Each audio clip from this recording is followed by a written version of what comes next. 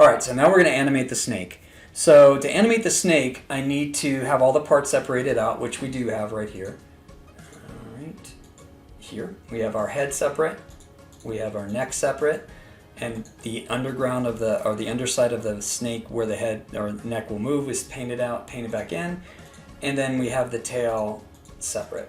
So we have all the parts separate, and it's a simple animation just to show you the technique of simply animating inside of Photoshop and using some cool features. So what we're going to do is I put all of these parts, these space parts, inside of frame 1. And the smart thing to do right now would be to duplicate frame 1 and just Control J to duplicate, and naming this master. I like to do this on most of the things I work on just because if something blows up and I saved it in an earlier version, I can always come back and get it. What I usually do with master is I throw it underneath everything. Okay, so it's just a layer that's, even if I unhide this, I'm going to have the background over the top of it. So I have this master layer, and I have the frame 1, and I can hide this too. So I'm going to take frame 1 and duplicate it again, and again Control J, and this time I'm going to name it frame 2. So the only thing that doesn't move in this animation, in this case, is the snake body. So what I'll do for right now is I'll hide the snake body, so the only snake body I'll be seeing is the one that I'm animating, or the one that's on top. Actually, I'll do it the other way. I'll hide this snake body in frame 1 is the only one that's going to be seen. And the reason I want to do that is because I want to come up here and go to like 50%. Actually, you know what? Maybe even better, I could change it to something like overlay. Okay, this is just giving me an example of where everything is, so I can see where my newest animation is and see what the original was. The other way to do it is just to change it to 50% or change it to one of the other settings. So I'm just doing this to give myself a fake onion skinning version, and what onion skin allows me to do is see the frames before and the frames after, if I have those set up. I could also, like in the old cartoons, they have the paper flipping and then draw each frame between. That's kind of what this is. That's what the light table was. It was putting light through the pictures below. Okay, so now we know all I need to animate is these. I don't even have to mess with those. So the way we're going to animate is we're going to figure out which way we want to go with the head and stuff. And the way I would do it first is before I even put it into frames, because if you put stuff into the frames inside of Photoshop with your still creating stuff, every time you make a change or add a new layer, that new layer gets propagated above where you are. So if we can do most of the animation planning and changing before we make our frames, it'll make our life easier. I'll still show you how to fix it if we don't. Anyway, so I'm going to go here to new head, and I'm going to say I want to move the head. I'm going to move it this way to start with. And then I'm going to take the neck and take a look at what it's doing. And what I want the neck to do is stretch. I don't want it to necessarily move. I don't want to just move it over because that would look weird. I want it to stretch. And the easiest way to do that in Photoshop is to, I'm almost not liking, honestly, this overlay. I might just do the normal and then just say like opacity of 75. 75. So I can just see underneath it. There we go, that's a little bit better. Let's try 80. You always try things to find out if they work. Okay, so I don't want to move the neck. I don't want to move it over, I want to stretch it. And there's a really cool tool inside of Photoshop for this, something like this. I don't know if exactly what it's made for, but it's called Puppet Warp. And what you can do is open up Edit, go to Puppet Warp, and then what happens is your cursor is going to change. What the cursor allows you to do is put pins down where you want to animate and where you don't want it to animate. So the first thing I always do when I do this is put it down where I don't want to animate.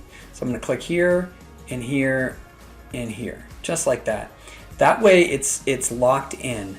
And then I'm going to come over to here and put one in here because I want it, when I pull it, to have different joint areas that it pulls from. So maybe I'll pull it, I'll put one here, and I'll put one up here and see what we get. Without even right-clicking or anything or saying enter, you have to say enter to make the changes go. But I'm going to just roll over, and any of these ones that are blue mean I can modify it. Any of the ones that are gray aren't, but I can click on them and then make them modifiable. So I'll come back to this blue one and I'll move it. I'm just going to move it over here.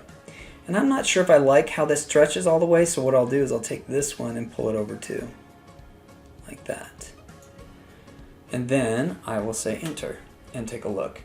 And we'll turn this back up to 100. And then we will turn that off, turn it on, and turn it off, and turn it, I'm ignoring this part. Turn it off, and turn it on. So it's a pretty good one. So, might as well just leave that one on too. So if I turn this bottom one off now, it's moving. Now, one of the things I didn't see before is this moved too far. Maybe that's what the other way of doing it would have been with the overlay. But what I can always do is just select the layer where the neck is, and then, oops, and then nudge it over a little bit, because it's still underneath the head, to make sure that I get it. Or I can come back and edit it. It's a question. Okay. I don't like this, and really I would come back and clean it up if I was you. So what we're going to do is not do that right now, though. We're going to go forward. So the other thing I need to do is animate the tail. But one of the things we didn't think about is that the tail is going to change faster than the head. So I didn't put a keyframe, or I didn't put a frame between the head moving and the tail moving, which I probably should, or at least move the head very slightly and the tail a lot. That may be the best way to do it. So what I'll do is I'll come back up here to this and say, and name it number 3 instead of 2. And then I'll duplicate this one again and hide 3 maybe. And just put this here.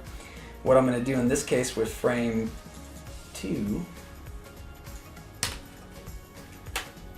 is do that same thing. I'm going to grab the tail, and this time I'm going to make it drastic. So I'm going to go edit, then I'm going to say puppet warp, and I'm going to make sure I lock it down 3 points here to keep it nice and strongly stuck behind the body. Then I'm going to put one here, and I'm going to put one here. Then I'm going to come back to this one, and I'm going to pull it this way. So I have that completely opposite. In fact, I could probably even do it that much. That's a really drastic change, and that's one way to make it look like it's moving fast. So then I'll press enter, and what I could do is I could look at the top ones up here, put this back at 75–80%, maybe less, and then come back to this one. And this time I'm not going to try and grab it because it's going to auto grab this because I have the auto select on. But I'll just use the move tool and I'll move it over like maybe halfway, like that. And then I'll take this neck and I'll do the same thing. I'll say edit, I'll say puppet warp, and then I'm going to lock it down here, here, here. And now I'm going to put one here just to make sure. And then I'm going to take one and put it here and one that goes underneath. And then I'm going to come back to this one and move it over a little bit, and take this one and move it over a little bit. Maybe move this one back so I don't get such a distortion, and then say enter. And then I'll put this back up to 100. And I will hide this frame, and hide this frame just so I can see them easier. And then I'll say this is the first frame, that's the second frame. It's pretty good, a little bit of a change. And that's the third frame. So the other thing that's happening is I didn't even change the third frame's position. I probably should change the position of this a little bit, but for now I won't. Well, I'll go ahead and do it. So I'm going to take this one. I'm going to do that same thing, that puppet warp. Puppet warp. Again, I'm going to lock it to here, to here, to there. Put one up here and put one there. And I'm going to grab this one and move it this way, so it's extreme. Then I'm going to try and get this up there, like that. That looks good. And then I'll press enter. And now I should have 3 different drastic frames. And what we can do is we can test it out now. So to test it out, we need to put in window, and then we're going to put in timeline. And that just opens up the whole timeline tool set down here. If I didn't have it before, you need to make sure you press keyframe animation or layer animation or frame animation, I'm sorry. So I have the first frame already on. I'm going to go ahead and add a new frame. Then I'm going to hide the frame 1 and put frame 2 up. Then I'm going to add a new frame. I'm going to hide frame 2 and put frame 3 up. And then I'm going to play it. See that thing? That's what you need to make sure you fix. This needed to be tied down more. You don't have to use just 3. Go ahead and hit it, harder. This one I probably should even do more drastic. So you can either start from scratch and do it that way, or you can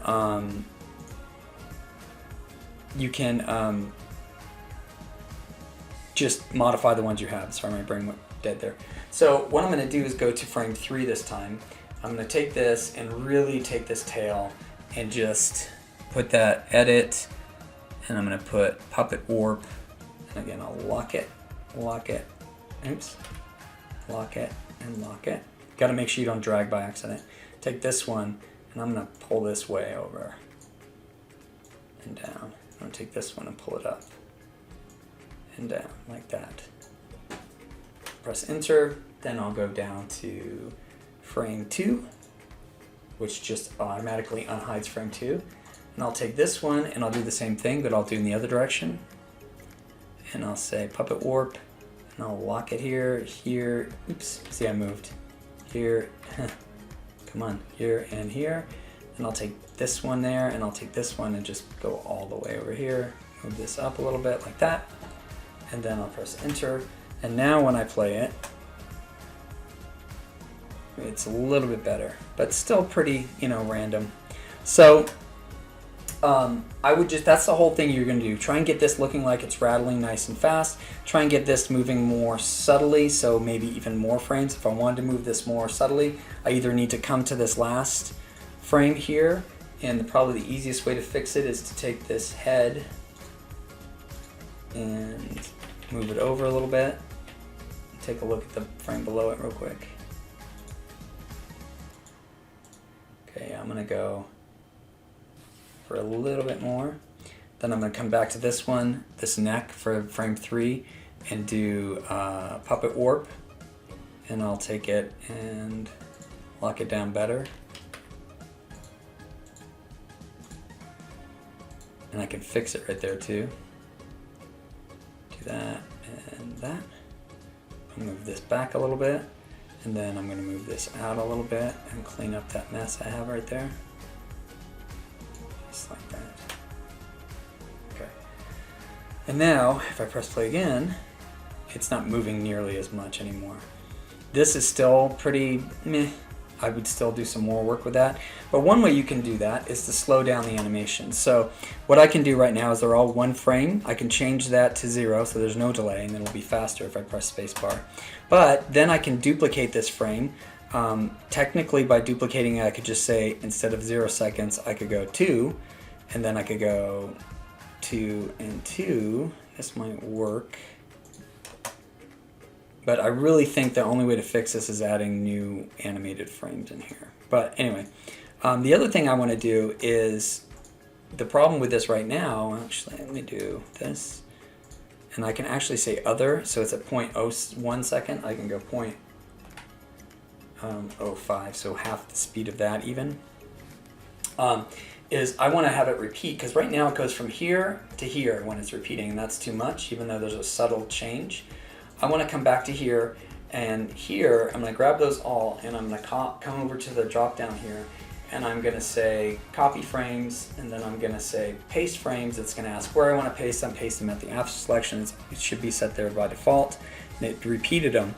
What I'm going to do is come over to here, these 3 right now, and come back to this menu and say reverse frames, and now it'll go back and forth. The tail needs work. Anyway, so that's a way to fix that. So I would think that if to get this looking right, and really I should do another set of frames where it's going this way too. But to get this looking right, I have 6 frames. I would think it's probably going to be at least maybe 24 frames, maybe 20 frames. The one thing you can see is since this frame and this frame are the same twice, since I have it at 0.5, I can change it to 0.1. So they don't hold as long. I guess that's longer. Hold on. No delay. And then 0.5. So it'll hold 0.5. That was, oh yeah, that's not 0.5. I meant 0.05. Oops. Yeah. There. so it doesn't hold as long in that center frame. But I would think that you want it to go one way and the other way, have the head move in both directions, and then get that tail by just putting those subtle changes. And I think I bent it too much. It'd probably be easy enough if I just made the rattler move a little bit more radically than the whole tail, because I don't think that would work for a rattlesnake. I think in the other version that we saw it didn't.